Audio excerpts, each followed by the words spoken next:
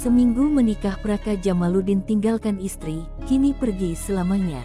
Duka mendalam dirasakan keluarga besar Praka Jamaluddin. Personel Satgas Mandala 3 Papua jadi korban kelompok bersenjata di Papua pada Jumat tanggal 19 Mei tahun 2023. Demi tugas negara, Praka Jamaluddin harus rela meninggalkan istrinya di hari ke-7 pernikahan mereka.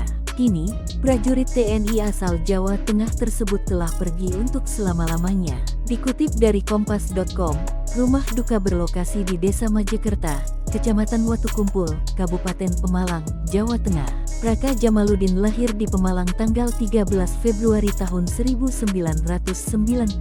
Kakak kandung Praka Jamaluddin, Abdul Latif, mengatakan adiknya ditugaskan ke Provinsi Papua sekitar bulan Maret tahun 2022.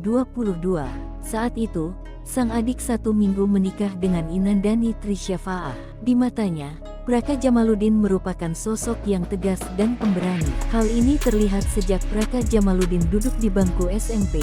Bahkan saat lulus sekolah SMA almarhum pergi merantau ke Jakarta dan tidak malu menjadi joki 3in1. Dia mengatakan masa tugas Praka Jamaluddin di Papua telah berakhir pada bulan Mei tahun 2023. Rencananya Praka Jamaluddin akan pulang pada Jumat, tanggal 2 Juni tahun 2023 mendatang.